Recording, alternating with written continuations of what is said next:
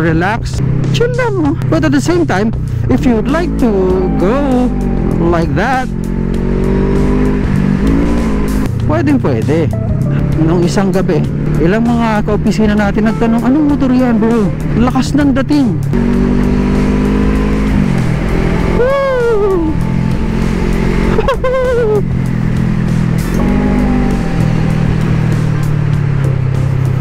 Thanks, EU525. Ay. Woo!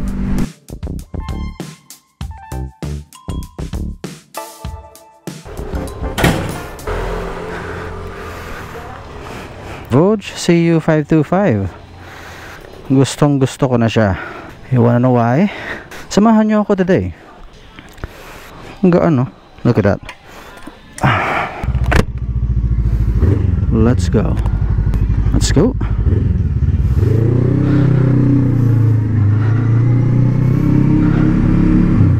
Linawin ko lang, this is not yet a review, no?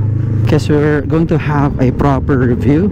So in this episode, I'll give you some feedback why I loved it.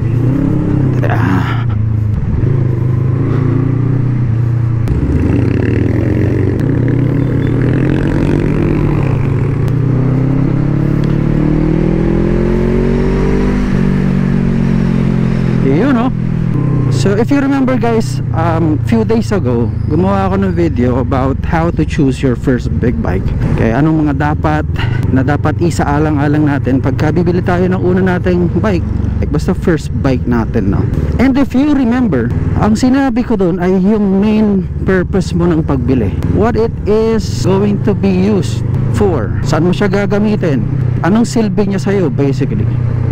And this bike, I find that this has a good purpose para sa akin. Good purpose in terms of the way I want to look, kung ano yung gusto kong itsura ko dito, anong pormahan ang gusto ko. It's a perfect bike para sa akin dahil sa klase ng tao na, you know, klaseng tao ko, the kind of personality that I have. Isa akong tao na simple lang, gusto ko lang ng may nagagamit na bagay magdadala sa atin sa ating patutunguhan every day. Okay, na safe, functional, but at the same time looks pwede na. Anyway, may pagyayabang muna, no? But it's something that I will be very happy to show. O ganun na lang. It's something na ipagmamalaki ko and will be very happy to show my colleagues. Yung sasabihin mo features, ikukwento mo experiences, ano mga pinagyayabang ng motor na ganito, you know. It's something that will express your personality as a human being. Okay, sa akin importante kasi yun you know, na papakita ko kung sino talaga ako, not only sa pagsasalita ako, you know, as you know, kung paano naman ako magsalita dito sa channel, ganito lang. But at the same time, lumalabas yung personality ko sa mga ginagamit ko, be it computers, be it sa pananamit, be it sa forma, yung pantalon, sapatos, all those things. Gusto ko yung ganun, lumalabas yung personality natin. And this bike definitely is something na nagpapalabas ng kung sino si Kaaro, diba? So ito yung chine-check niya na quality sa akin. Pinapakita niya kung sinong klase ng tao si Kaaro. Chill lang, but if needed, pwede tayong bumakbak. This bike, it's cruiser so you know, forward position ng feet natin, naka-clip lang dito, and relax hands, chill lang. But at the same time, if you'd like to go like that,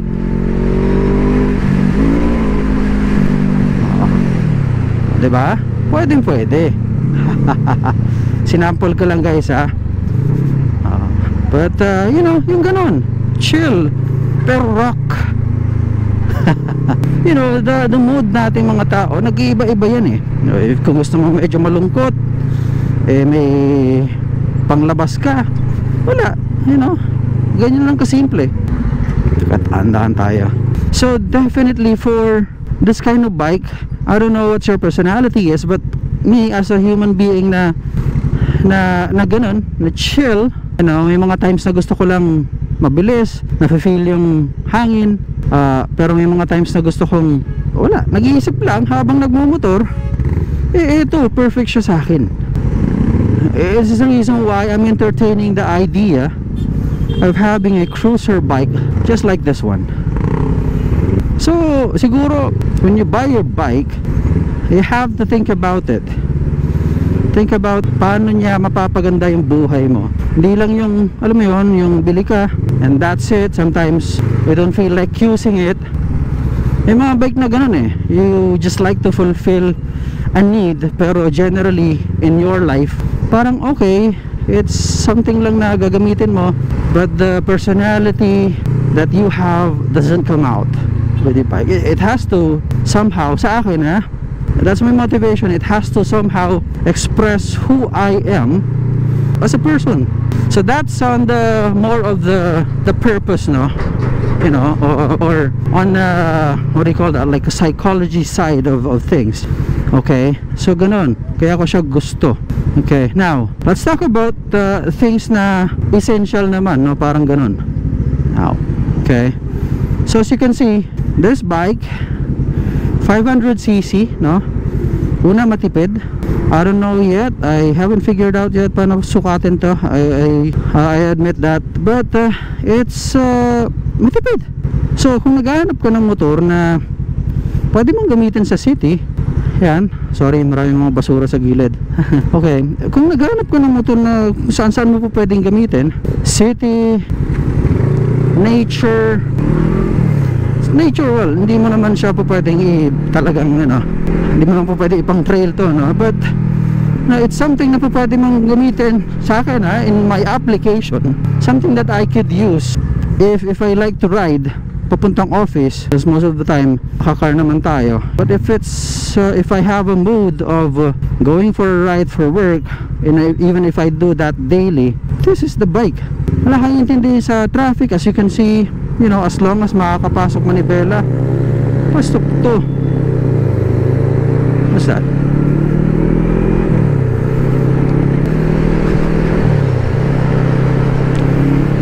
Kung pwedeng pang daily, definitely ito.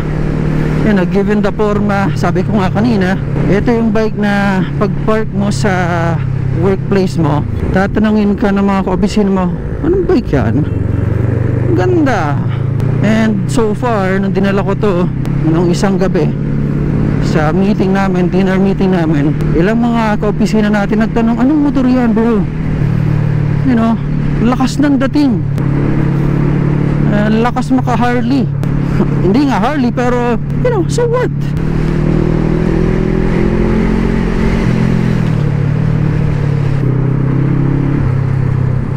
Oh no, patay.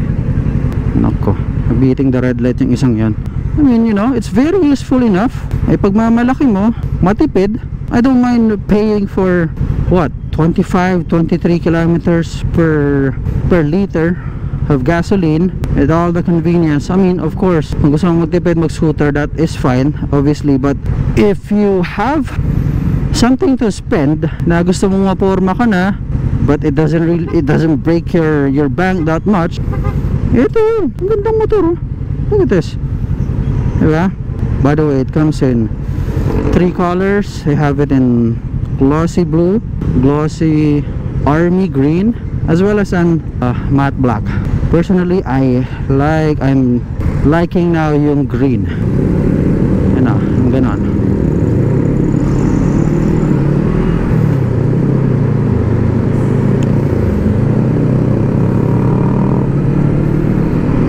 Yeah. Pero napakadaling i-maneho. In fact, di ba usong-uso yung mga ano, pagka naka-classic ka, pwede ka naka, it's that, ano, event, gentleman's ride, di ba? Ito yun, leather jacket ka or naka-vest ka, parang anong ginawa natin sa Marilaki, pwede. Okay, okay, now for the purpose, yun yung masasabi ko. Let's pag-usapan naman natin ang tungkol sa looks. guys. We will not always like it when we hear people na oh ginaya yan sa isang bagay, you know, gaya lang naman yan sa, but you know, sa akin I don't mind hearing, you know, people saying kamukha ng Harley Davidson I mean, if you place it that way, mas okay, diba? Unlike if you say it like ginaya yan, that's a totally different story, more on negative side, diba? But you know, truth is, dun naman talaga, mukhang yun naman talaga ang pinagkuhanan or ginawang inspiration, sabihin na lang natin na gano'n. This bike has that looks Sportster ng Harley Davidson, guys. And I told you this before, kung nagtitipid kayo, magkano ba ang Harley Davidson? Triple halos ng presyo nito, if I'm not mistaken. So kung pareho lang naman tayo ng buhay, natabi kang konting pera, ayaw mo nang mangutang sa bangko, or even if you would like to, you know, to loan o may experience yung gantong klase ng riding, dito ko na lang, at least wala kang inaalala masyadong gastos sa mga susunod na buwan, diba? Hindi naman to this is a cruiser bike, so obviously you're not gonna look for the fast and furious kind of takbuhan ng motor. Cruiser pang chill lang ito. It's designed para i-enjoy lang yung kalsada, i-enjoy yung nature from time to time.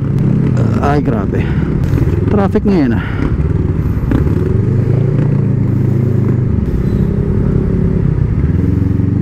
dahan-dahan tayo. Okay, so ito yun, guys. Parang binibenta ko na to, dan sa mga nagtatanong magkano monthly, mga ganyan sa akin, pasensya na kayo kung hindi ko kaagad masagot yan. That's because hindi naman ako ahente ng Vogue. So if you have questions, tanongin nyo lang sila sa page nila. Wouldn't hurt pagka sinabi nyo syempre na nakita namin ng video ni Kaaro, we're interested, they still have discounts, mga ganun ba. Okay, so please sa kanila kayo magtanong because as much as I want to answer your questions, the inquiries, wala akong masagot Alright, switch tayo na. Pero wala akong commission, basta banggitin nyo na lang para matuwa naman sila na pinahiram natin si Kaaro, and now he's kind of helping us out, diba? Grabe, imagine nyo guys kung ang dala-dala ko sa ganito, kapag adventure bike ang dala ko, mas maaga ako umalis kasi alam ko na to Pero imagine niyo kung dala-dala ko ngayon adventure bike, masirap ako, masirap yung katawan natin. Although kaya, I mean, ano naman sanay na tayo na mag-adventure bike, sanay na tayo sa mabigat. Pero syempre, if you can have something that's lighter, manageable, dun ka, mas maganda. So what else? Yun, pormahan guys, parang Harley. You have that headlights na parang Harley, this tank, shiny. Alam mo yun, ito yung motor na I don't know what's your age right now, pero nung kapanahonan namin, ito yung mga dream bike ng mga kaedad ko, namin, yan, generation namin. So, ano ba?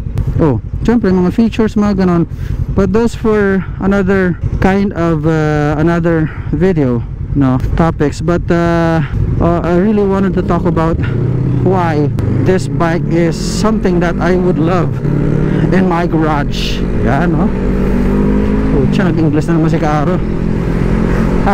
Ay. Woo! Ito nyo yan? Ang sarap, diba?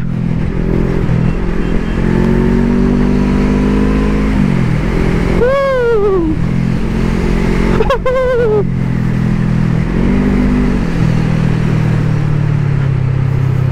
Thanks, EU525.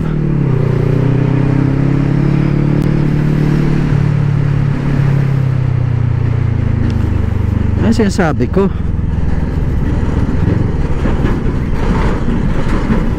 Ang smooth ng makina na ito talaga. Sobrang fan ako ng 525 na engine nila, guys.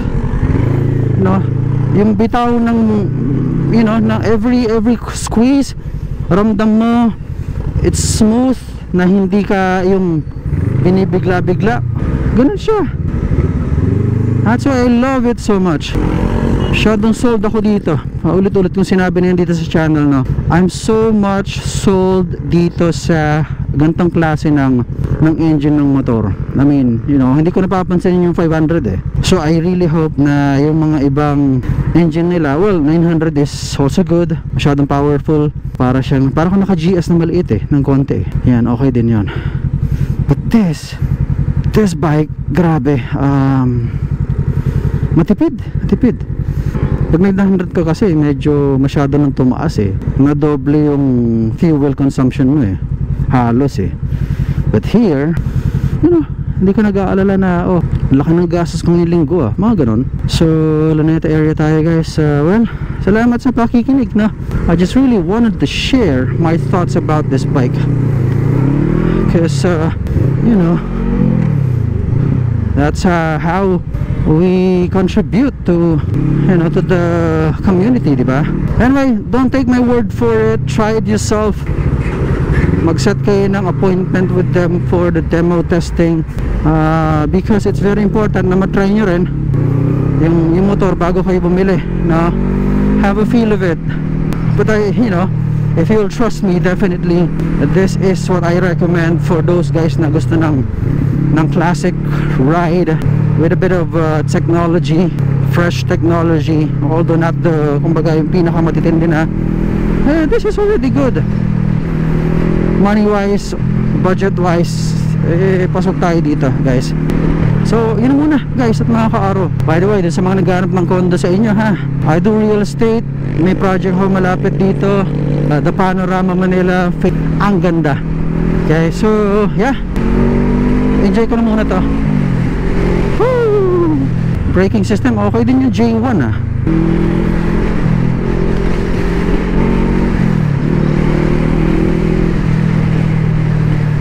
Okay, well, I guess that's enough. Alam niyo, kanina ko pa gustong putulin yung vlog, pero habang pag na-clear yung kalye, gusto ko ipakita sa inyo kung paano ka-smooth yung motor.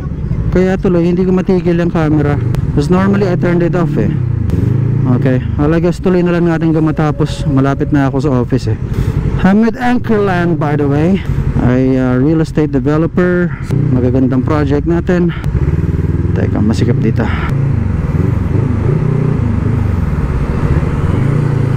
Let's go!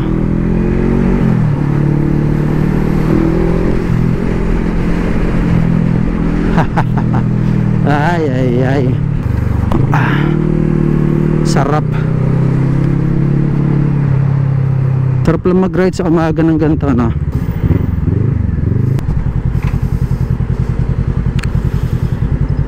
Alright, let's check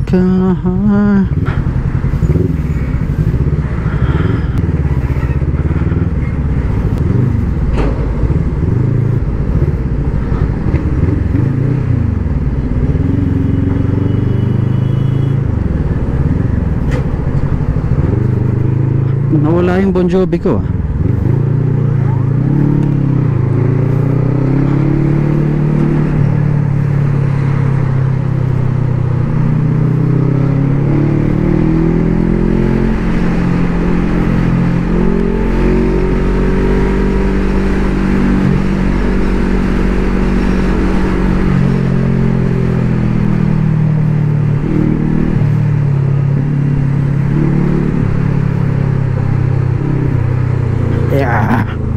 sarap. There we go. Let's go. Woo!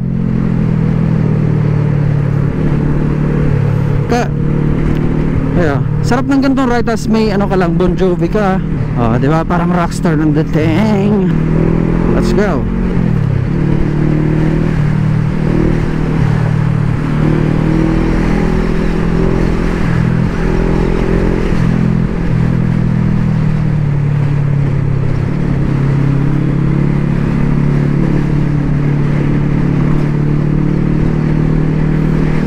Yeah.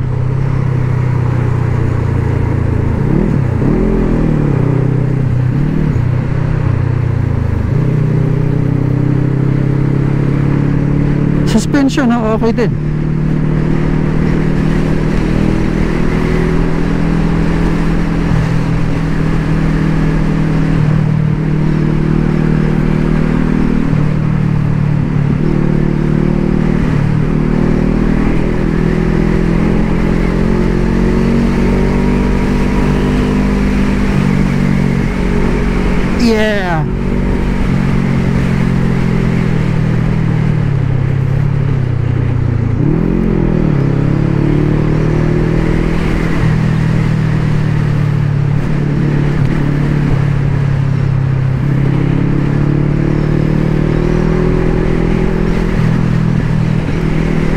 swabe lang talaga.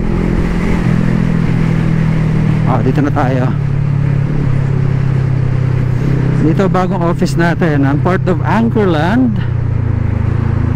Dito tayo sa area na to.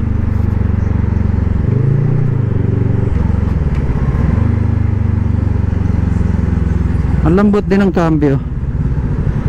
Oops, sarado. Okay.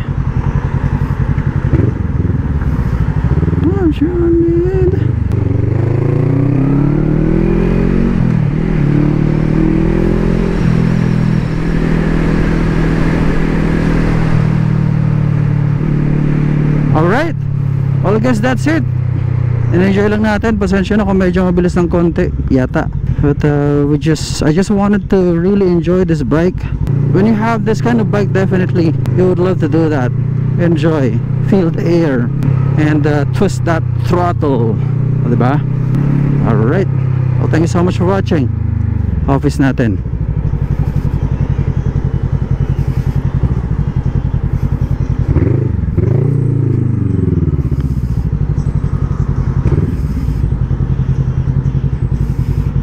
There you go.